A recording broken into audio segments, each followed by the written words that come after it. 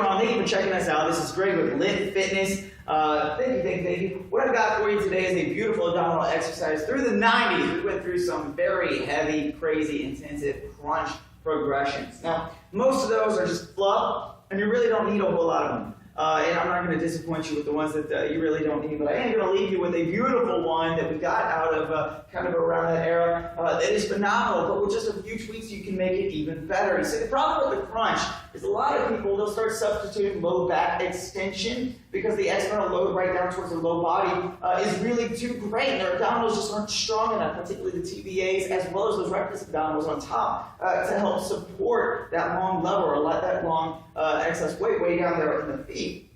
All right, so there's a couple of progressions that you can do to help kind of change that up. One would be shortening up the lever of the feet, and one would be extending the long lever of the upper body. I'm going to show you what I mean by those. So first and foremost, a leg raise is a beautiful movement. What you're going to do, though, is, however, make sure that the small of the back is in constant contact with the ground, and that's how you're going to ensure that you're treating your low back nice and friendly-like.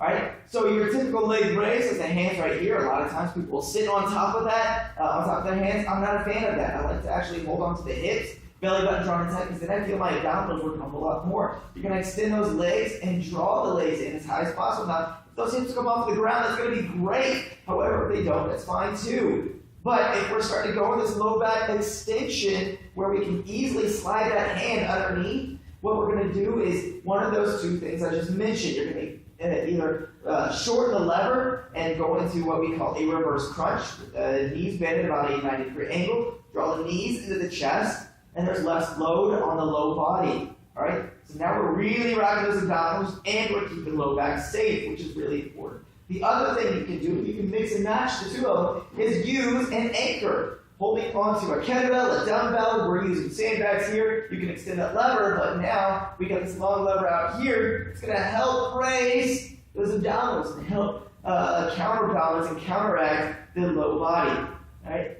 So here we're really rocking those abdominals all the way up and all the way back down. Slow and controlled. Now don't let those heels actually touch. Otherwise, you're going to take some of that load off. All right? Beautiful, beautiful regressions for your phenomenal leg raise. You want to get those six-pack gymnast abdominals that you're seeing out right now? That is the way to do it. And the reason being is because it's going to get a whole lot less pull from the rib cage. A lot of crunches, they'll pull the rib cage down, leading into this kyphosis, the rounded shoulders, the typical muscle building look. We don't want that. We want to look pretty, we want to look tall, and we want to show up those Spartan-like abdominals, right? So doing leg raises is going to really help with that. Again, this is Greg with Lit Fitness. Thank you for checking out our video. If you want to learn more, just click that link right down there. It's www.getlitfit.com. Thanks again. I'll talk to you soon.